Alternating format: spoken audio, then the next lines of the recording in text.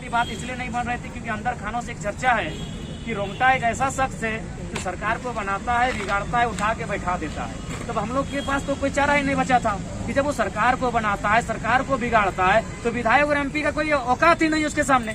तो हम लोगों को लगा कि अब हमारी फरियाद सुनेगा तो सुनेगा कौन? अब हमारी फरियाद वही सुनेगा जो उसको चंदा नहीं जाता है। तो ऐसा आज भी विश्वास है कि राज्य में संवैधानिक बॉडी में एक ही अंग है जिसको चंदा नहीं जा सकता है, वो है राज्यपाल, वो है राजभवन, जहाँ चंदा नहीं जा सकता है। तो अब हमें लगा कि भाई राजभवन है जहाँ राज्यपाल महामहिम बैठते हैं, तो महामहिम तो मामूली आदमी नहीं है। मामूली व्यक्ति को खुश कैसे करेंगे? जब तक खुश नहीं करेंगे मुलाकात कैसे होगी? महामहिम को खुश करने का सवाल है। तब हमने कहा हम तो दर्द में है, हम तो बीमार हैं, हम तो लाचार हैं, और दर्द में जाएंगे महामहिम से मिलने। इसीलिए डिसीजन होता है हम लोग पैदल ही मिलने जाएंगे महामहिम से, गाड़ी घोड़ों की सवारी में नहीं, एसी के बस में नहीं, और मने मर्सिडीज और 4 व्हीलर में नहीं। महामहिम से मिलने हम लोग पैदल जाएंगे। हम लोग दर्द में हैं और दर्द के साथ जाएंगे और महामहिम को अपने दर्द की दास्तां को सुनाएंगे। और ये डिसीजन होता है कि हम लोग बूढ़ा खाप से लगभग 60 से 70 किलोमीटर की दूरी राजभवन पड़ता है, हम लोग पैदल चल के आए ताकि महामहिम को अपनी फरियाद सुना सके। और हमारी फरियाद उन तक पहुंच चुकी है। समस्या ये है कि उसको अगर हम बयां करेंगे तो जितने लोग आज कैमरे में कैद कर रहे हैं, की जो मुलाकात हुई राजपाल को आपने क्या बताया?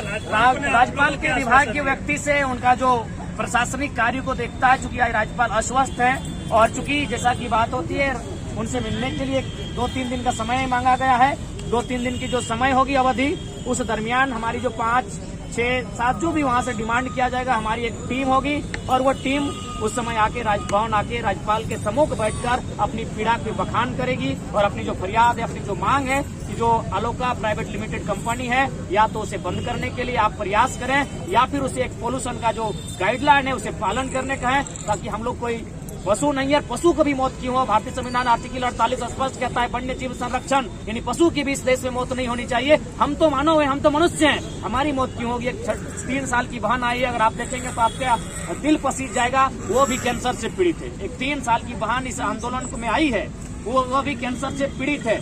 तो ये सवाल है, लोकतंत्र के चौथे स्तंभ के माध्यम से पूरे देश, पूरी दुनिया, पूरे राज्यवासी से सवाल है, ये कैसी लोकतांत्रिक ढांचा है जहां एक कंपनी के निजी स्वार्थ के लिए हजारों लोगों की जान आज खतरे में है, हजारों लोगों की जान जोखिम में है, हमारी फसलें बर्बाद हो रही है, हमारी नस्लें बर्बाद हो रही है, हमारी पीढ़ी दर पीढ़ी बर्बाद हो रही है। इसलिए आज राजभवन हम आए हैं क्योंकि यहाँ चंदा नहीं जाता है। अगर यहाँ भी चंदा जाता तो हम लोग, हमारे पास और कोई चारा नहीं बचता। हमें आस्था है यहाँ चंदा नहीं जाता है, इसलिए आज हम लोग राजभवन आए हैं। महामहिम हमारी फरियाद को सुने और इस पर तत्काल कार्रवाई करते हुए इस पर या तो कंपनी बंद हो या तो उस पर एक विशेष टीम गठित करने के बाद, प्रदूषण की टीम बनाने के बाद, जो भी प्रदूषण का मानक होता है, मापदंड होता है, उसके अनुरूप खरा नहीं उतरती है तो बिल्कुल ऐसी कंपनी सुचारू रूप से चलनी नहीं चाहिए। 6 महीने का आप जो जिक्र कर रहे हैं कि 6 महीने से आंदोलन चल रहा है, इस 6 महीने के दौरान ही रामगढ़ में उपचुनाव हुआ, एक चुने हुए प्रतिनिधि जो विधानसभा में पहुंचे, वो भी बात आप नहीं, बिल्कुल बात ये है ना सिराज भाई, रामगढ़ जिला और विधानसभा अलग है। ये लोग मांडू विधानसभा से आते हैं, उपचुनाव का इनसे संबंध नहीं है। अगर उपचुनाव का इनसे संबंध होता तो ये दीदी लोग जो आज यहाँ आई हैं या दादा लोग जो इनके सपोर्ट में आए हैं, ये कैंडिडेट होते हैं। क्योंकि वो रामगढ़ सीट है अलग है, ये मांडू सीट है, जिला एक पड़ता है, बाकी उपचुनाव से इनका कोई संबंध नहीं है। इनके चुने हुए प्रतिनिधि जो, हाँ जाहिर सी बात है, इनके चुने, जब आप, मैंने आपको स्पष्ट कहा कि अंदर अंदर ये चर्चा है कि रोंगटा एक ऐसा शख्स है जो सरकार बनाता है, सरकार बिगाड़ता है। एमपी की क्या और एमएलए की क्या दशा होगी? और ऐसे भी इनके जो एमएलए हैं, देखवे किए हैं, उनका कंडीशन क्या है।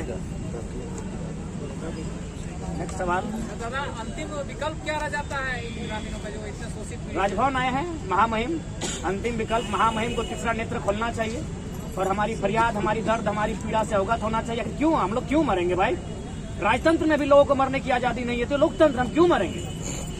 हमारे मासूम बच्चे कैंसर से पीड़ित हैं, बाकायदा 12 लोगों की लिस्ट है, बीमारी से ग्रसित हैं, जो भविष्य में कभी भी मने मौत को प्राप्त हो सकते, कभी भी उनकी मृत्यु हो सकती है। हम खेदपूर्वक एक बात दोहराना चाहेंगे और शायद संभावना आपको भी पीड़ा होगी, आपकी आंखों में भी आंसू झलकेगा। हमारे यहाँ बहुत सारी बहनें जो उस गांव की हैं, 30-35 की आयु में अपने पति को खो चुकी हैं। क्यों? सिर्फ कंपनी के प्रदूषण के कारण। तो ऐसी कंपनी मानवता के मानकों पे कहीं खरा नहीं उतरती है। वो कानूनी मापदंडों पे खरा उतर सकती है, कानूनी मानकों पे खरा उतर सकती है, संवैधानिक मापदंडों पे खरा उतर सकती है। मानवता की अगर बात करते ऐसी कंपनी कहीं खड़ी नहीं उतरती है। ऐसी कंपनी एकदम तथा यथाशीघ्र बंद होनी चाहिए जो मानवता के लिए खतरा है। आप वहाँ हमें सीएम जो है मुख्यमंत्री ने ये किया कि एक पेड़ लगाइएगा तो आपको 5 यूनिट बिजली फ्री मिलेगी। वहाँ पर कई जिस तरीके से वहाँ से वीडियोस आए कि चिपको आंदोलन के तर्ज पे महिलाएं वहाँ पे प्रोटेस्ट कर रही है, कितने पेड़ों को काटने के वहाँ पे कंपनी तैयारी कर रही है? मुझे लगता है वहाँ 400-500 पेड़ों के काटने की संभावना है। एक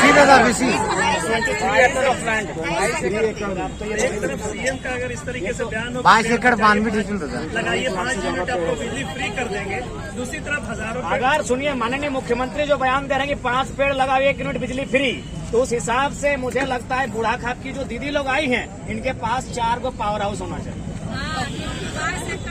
22 एकड़ जमीन में लोग पेड़ बचाइए। 22 एकड़ 92 डिसमिल 22 एकड़ 92 डिसमिल इन लोग 92 डिसमिल को भी नहीं छोड़ेगी। 22 एकड़ 92 डिसमिल 1 डिसमिल भी नहीं छोड़ेगी, इसीलिए लोग पैदल आई है। लेकिन जयराम जी अब चारों तरफ की बात कर रहे हैं, आप रामगढ़ की बात कर रहे हैं, बड़का गांव में भी जिस तरीके से पावर प्लांट जो अडानी का है उसको लेकर भी विरोध प्रदर्शन हो रहा है, और भी अलग अलग क्षेत्रों में जहाँ जहाँ पे कंपनियां हैं वहाँ ऐसे, चाहे कोटा की बात हो, ये क्या लगता है कि सरकार राज्य की जो नीतियां हैं वो जो है आम लोगों के लिए नहीं, कॉर्पोरेट बिल्कुल राज्य की और देश की। अभी देखिए एक शायद वन अधिकार अधिनियम कानून 2023 आपका शायद लोकसभा में बिल पेश हो चुका है। उस कानून में स्पष्ट है कि जो कॉर्पोरेट्स होंगी उनको वन जमीन अधिग्रहण करने में सुविधा होगी।